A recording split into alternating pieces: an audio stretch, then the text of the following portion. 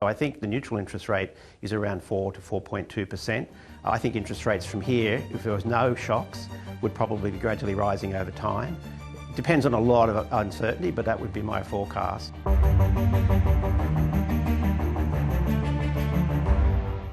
What does your modelling reveal about the impacts on Australia's economy?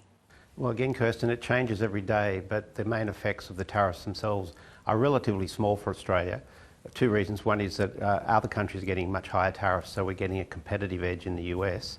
But secondly, the US will be buying less of our products overall. The third issue is what happens to China, and the tariffs on China are very large, and that's our biggest loss directly from the tariffs.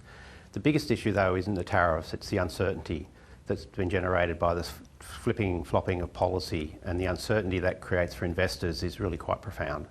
You mentioned the ongoing uncertainty. How does your modelling account for the on-again, off-again nature of the tariff announcements from the White House? The most recent, of course, being pharmaceuticals, Australia's third biggest export to the US, which is now facing a tariff of some 200%. How much will that hurt?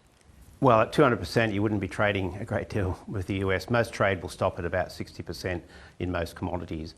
We try and deal with the uncertainty by changing country risk premia. It's a little hard to measure and to work out exactly what to do, but we do a number of scenarios. Actually, if the people do lose confidence with the US overall and capital starts to flee, that's actually a benefit to Australia because that capital has to find a home, just as it did in the Asian financial crisis, and Australia is a pretty good, safe home for a lot of international investors. If this is indeed a good opportunity for Australia to carve out new markets, how quickly can you see that happening? Well, I think already Australia is redirecting trade to other countries, and I think that's the best strategy for most countries. The US is 15% of world trade, 18% of global GDP. It's not actually the dominant part of the world economy, and most of our trading options are actually in the fastest growing part of the world. That's South Asia, Southeast Asia, and Asia generally. So we have a great opportunity to accelerate the process that we have been following now since the emergence of China, and that is to trade widely with a lot of different countries in the region where the demographics are actually driving the growth rates in coming decades. I have to put something from Donald Trump to you. The US president says trade wars are good and easy to win. Can the US win this one? I doubt it. I don't know of any country that's won a trade war. The last time the US tried was the Smoot-Hawley tariff in the 1930s, which was part of and accentuated the Great Depression. We learned a valuable lesson then that trade wars are not a good idea and tariffs are a particularly bad idea. They increase the cost of consumers, they increase the cost of production through production networks, they reduce real incomes of Americans, and they cause an economic slowdown and high inflation. So it's hard to know what a definition of a win is for the president, but it's not going to be by most measures of economic outcomes.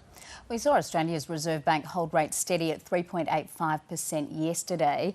In your view, how much did the ongoing uncertainty about tariffs influence that decision? Well, in my view, I think it was the right decision because we should be focused on what's happening primarily in the domestic economy. What's happening in the domestic economy is we have unemployment rate at 4.1%. We have CPI inflation adjusted to 2.9%, which is the top of the band. I think the most important data I've seen recently is the nominal growth in Australia, which is running at 1.4% per quarter, which is 5.2% annual, 5.4% annual growth rate. And that's actually way too high for an economy that has an interest rate at under 4%.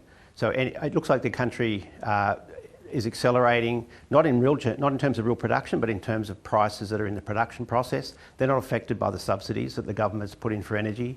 We're also seeing a housing market prices starting to rise. So those two indicators to me suggest we have excess demand in the economy, we have low productivity, we have rising nominal variables, and I think that's a sign that in fact we might have another inflation outbreak. And we already have prices 20% above what they were before the inflation outburst. That's a really big hit on the standard of living of many Australians. So I think the bank has to stop the inflation surge from going beyond the band. So the decision didn't shock you, but it did shock plenty of other economists as well as the financial markets. How do you think Trump's trade policy is already changing long-standing financial and political rules? Well, again, I think it depends on why the financial markets are making the calls they're making.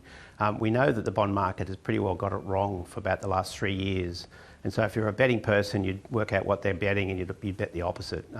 I didn't do it for that reason. I looked at the fundamentals, but really there's a lot of vested interests in the financial markets. You really have to look widely at the data. What's happening in the US will impinge on the bank's deliberations. There's no doubt of that. That happened when I was on the board in 2006, 2007, 2008. But we raised interest rates because of inflation during the election in 2007. We were in a position when the shock came and we were anticipating it, we cut rates quickly. We didn't cut before the shock because if the shock hadn't occurred, we would have really put the Australian economy in a precarious position. So I think you be prepared for it, you do scenarios, and you wait, if there is a shock, that you're in a position where you can actually act quickly with both monetary and fiscal policy. And that's, I think, what the government and the central bank should be doing and what I think well, at least the central bank is doing it. What do you think it means for the likely path of interest rates from here? Well, again, my question is always, well, and that was when I was on the board, was what should the interest rate be? What do you think is a neutral interest rate? And again, I look at the growth of nominal GDP as a good indicator. 5.4%, what's the interest rate in the US? In the high fours. Australia usually can't deviate too much from the US, so I think the neutral interest rate is around 4 to 4.2%. I think interest rates from here, if there was no shocks, would probably be gradually rising over time. It depends on a lot of uncertainty, but that would be my forecast. And that is my forecast in the shadow board that we host at the Centre for Applied Macroeconomic Analysis at ANU.